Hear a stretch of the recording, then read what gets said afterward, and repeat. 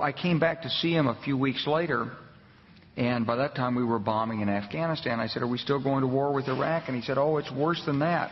He said, he reached over on his desk, he picked up a piece of paper, and he said, I just got this down from upstairs," meaning the Secretary of Defense's office today, and he said, "This is a memo that describes how we're going to take out 7 countries in 5 years, starting with Iraq and then Syria, Lebanon, Libya, Somalia, Sudan, and finishing off Iran." 2007. And what do we see today? That exact plan to the T is now materializing, all with the explicit intent of destabilizing every single vital country that could be used to target Iran, used to control Africa, used to control the Middle East, that previously did not have governments that were controlled by Wall Street. Ashvin Ratisi interviewed the former CIA station chief for Tel Aviv, and it was incredible. This person, former CIA station chief for Tel Aviv, admitted that the US, the CIA, worked with and works with ISIS and Al-Qaeda throughout the region, which, you know, we obviously knew. It was no surprise to any of us here if you watch this channel that is exactly what's been going on, particularly with Al-Qaeda and ISIS in Iraq and in Syria, but also in Africa. You know, you look at Somalia, Al-Shabaab in Somalia, JNIM in Burkina Faso, Mali and Niger, Boko Haram in Nigeria. This is what the U.S. does to weaken governments, eventually get them into a position where they will be overthrown or balkanized, as in the case with Somalia and the new Somaliland, as we saw Netanyahu recognize today, which we will discuss in our next story. But take a listen. I can totally believe that this all happened because we have tons of proof that it happened. I just can't believe that they're stupid enough to admit it, because, you know, usually we have to find this through like leaked WikiLeaks, Julian Assange, emails from Jake Sullivan to Hillary Clinton. AQ is on our side in Syria. Al-Qaeda is on our side in Syria. That's what he said. You know, the leaked recordings from what was Obama's Secretary of State?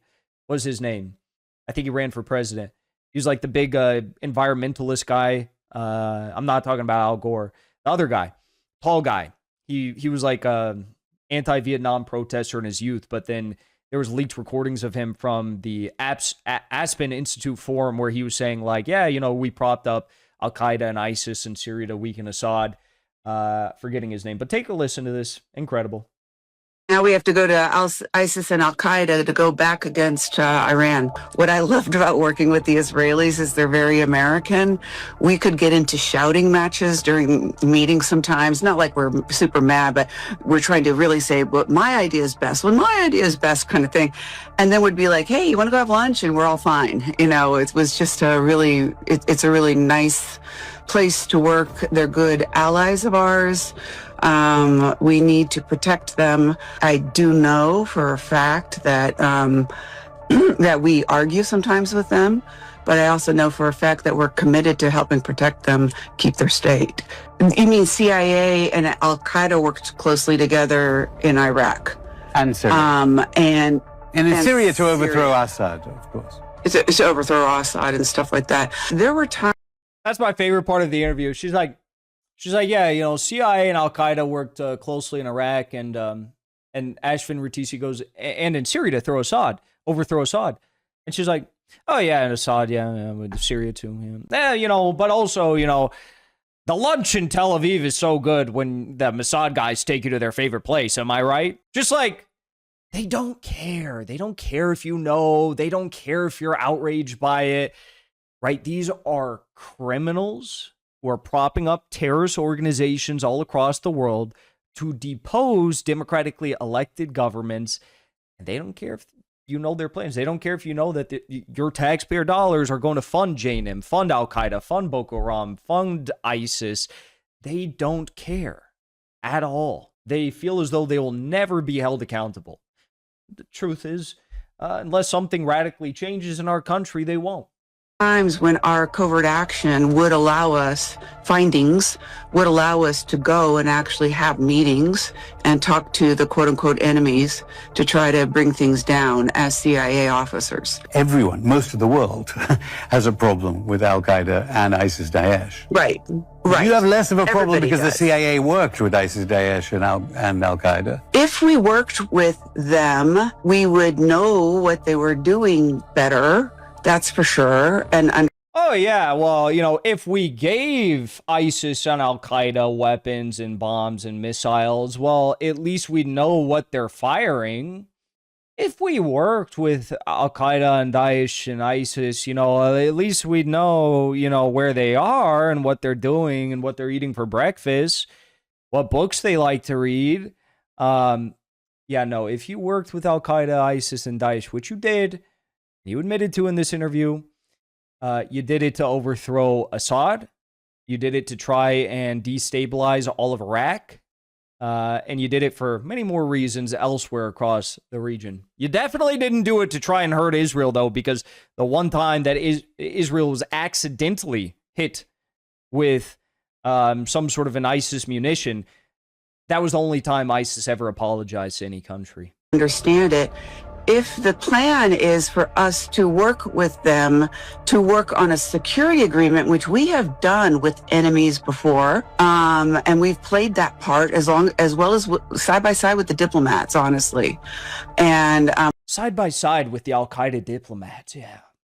We had security agreements with ISIS and Al Qaeda, with the diplomats of ISIS and Al Qaeda. They're very reasonable folk, don't you know? whatever other countries are involved.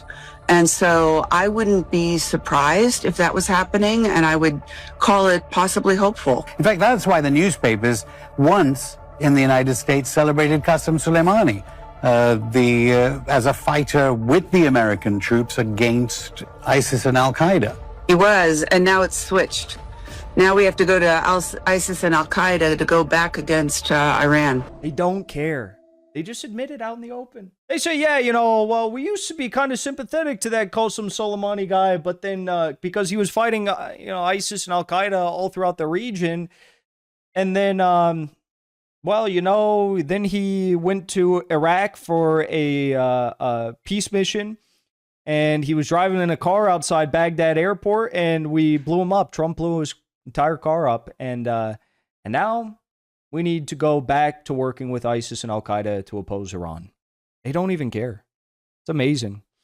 I'll never forget, I was in Baghdad this year. I drove right by the site at which Qasem Soleimani was airstriked, and it was a very harrowing moment, very sad.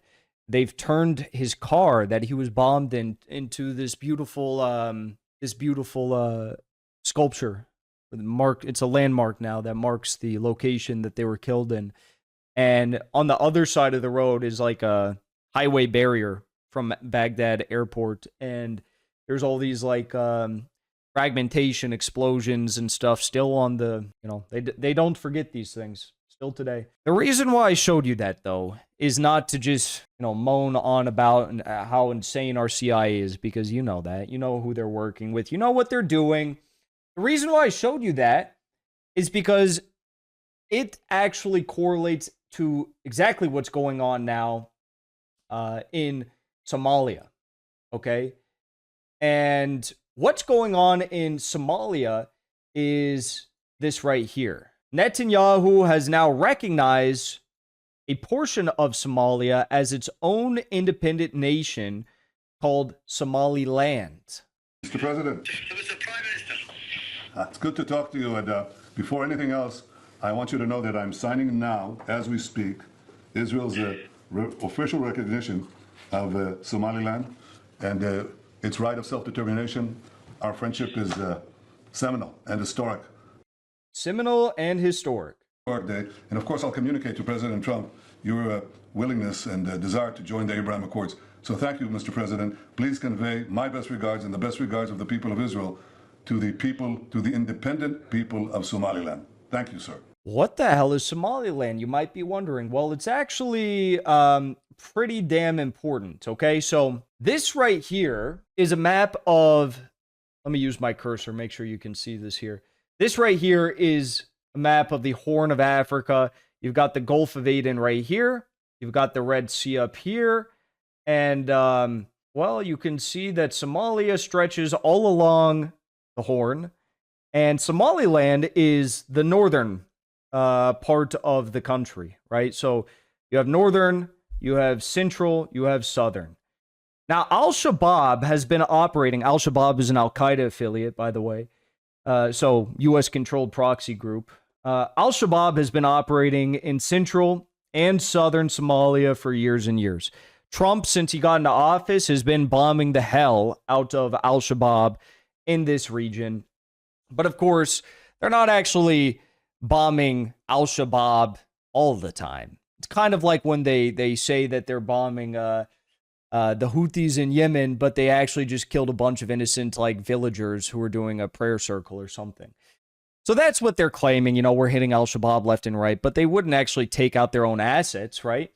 Because the whole goal here is the U.S. is using Al-Shabaab to weaken Somalia to the point where Somalia in no way, shape, or form can defend itself if Somaliland breaks off and becomes independent. And when I say breaks off and becomes independent, I mean Israel, the United States, the UAE, all say, we're going to select this guy. He's the new leader. We're going to balkanize this country. We're going to split it up into a smaller country.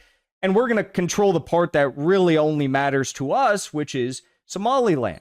Now, why does that little strip of land matter so much? Well, you can see that Yemen is located just around the corner. It's actually Houthi positions, Ansar Allah positions are 300 kilometers away from where the UAE has been building up a massive military and commercial port in Somaliland, as they're now calling it, right? 300 to 500 kilometers away from Houthi-controlled areas in Yemen, okay? 30% of global shipping flows through that little strait there. It's called the Bab el-Mandeb Strait that goes in from the Gulf of Aden into the Red Sea. 30% of global shipping. Now, most of that shipping either is going to be in, Red Sea area, Israel, Saudi Arabia, those sorts of countries, North Africa, whatever. Europe gets obviously a lot of their shipping through that little narrow strait there. It is vital, to say the least, for global shipping. Okay. Now, also, it should be noted that there is a grand total of 850 kilometers of coastline here. So even though there's, only one major military post that's being set up, the UAE has been investing heavily there since 2017, and the UAE has been backing this proxy government there for years. And the UAE is obviously part of the Abraham Accords, part of the Israeli Zionist Abraham Accords, the Genocide Accords, as I call them. Now, another important part is that the U.S. has its only permanent military base in this country right here. Let me show you on the map, in Djibouti. That is where the U.S. has its only permanent military base. Now, the problem with that is 70% of Djibouti's external debt is to China. China has been investing heavily in Djibouti. And for obvious reasons, because it is a very important country right on the strait into the Red Sea where all that global shipping takes place. They want a stake in that territory too. It can't just be Israel, the UAE, and the United States that control that little narrow strait there, where most of, plurality of global shipping passes through. It would be unwise, to say the least, to cede all of that to Western powers. China's only foreign military base, their first foreign military base in the world, was in Djibouti. So there's a lot of risk for the United States to maintain their one and only military base in Djibouti. The government is highly in debt to China. China is investing heavily in infrastructure, ports, roads, you name it, whatever it is, they are investing heavily there. So the government is more friendly with the Chinese. And also, it could just be a security risk, intelligence leaks, these sorts of things. They could lose access. Djibouti might say, we are going to increase the lease payment, the lease cost on the U.S. military base in Djibouti. They have the authority to do that. So the U.S. wants Somaliland for the simple purpose of saying we need to hedge our bets on our base and our presence in Djibouti. The other main reason why the U.S. and Israel both want bases there is because they want to take out the Houthis in Yemen. And also, in establishing a strong military base there and strong presence there in Somaliland, you can see here on this map, it gives you a better picture of what's going on in the region. You can see how this is a very big issue for Iran. Because now, let me get my mouse back here. Now you've got strong Israeli-U.S. presence down here in Somalia from the south of Iran. You've got a strong Israeli-U.S. presence in Azerbaijan, just north on the border of Iran. As you probably know, Azerbaijani oil flows in leaps and bounds through Turkey to Israel each and every year. A lot of Azerbaijani oil goes to Israel. So you've got control from the south, you've got control from the north, and then, of course, you've got the open question mark of Syria. What is going to happen with Syria? Well, we don't really know. Right now, all we know is that it is in no way, shape, or form able to fight any sort of war. A great deal of their land has been occupied by Israel, and they gave the Golan Heights, the Syrian government, Jolani, they officially recognized that Golan is now Israeli territory, but Israel's taking more and more and more. And then, in the north of Syria and in the north of Iraq, you've got the Israeli-backed, Kurdistan issue, where Israel wants to create this Kurdistan state there, which would provide the direct line, hypothetically, for Israeli fighter jets to go right over towards Iran with no potential enemies in sight throughout the entire flight. So they've got problems from the north, Azerbaijan, problems from the south, Somalia, and problems from Syria and Iraq in the west. So you can see how this is a very big problem for the Iranians. It's also a very big problem for the Houthis in Yemen. And it also makes strategic sense for the U.S. to hedge its bets on the very heavily Chinese-influenced Djibouti. In that statement, in the phone call that Netanyahu had with the new quote-unquote leader of Somaliland, he talked about Somaliland joining the Abraham Accord, so that's already, said and done. Israel will have whatever access they want to Somaliland for military purposes. And as we reflect on that, I want to show you this clip right here. And remember how we started this story. We talked about how the CIA works with Al-Qaeda and ISIS, obviously how they work with Al-Shabaab in Somalia.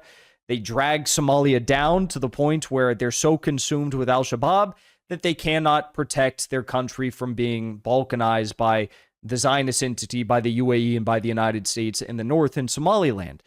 By the way, Al-Shabaab, the Islamist extremist group, and they're so committed to Islam, right, that, they're murdering a bunch of Muslims and Christians.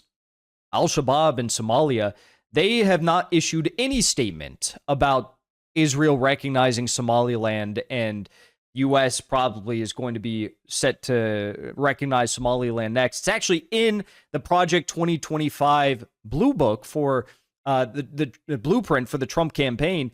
Project 2025 encouraged Trump to recognize Somaliland as a country. That was part of their official agenda. So listen to this, and maybe you'll understand why. About 10 days after 9/11, I went through the Pentagon, and I saw Secretary Rumsfeld and Deputy Secretary Wolfowitz. I went downstairs just to say hello to some of the people on the Joint Staff who used to work for me, and one of the generals called me in. He said, "Sir, you got to come in. You got to come in and talk to me a second." I said, "Well, you're too busy." He said, No.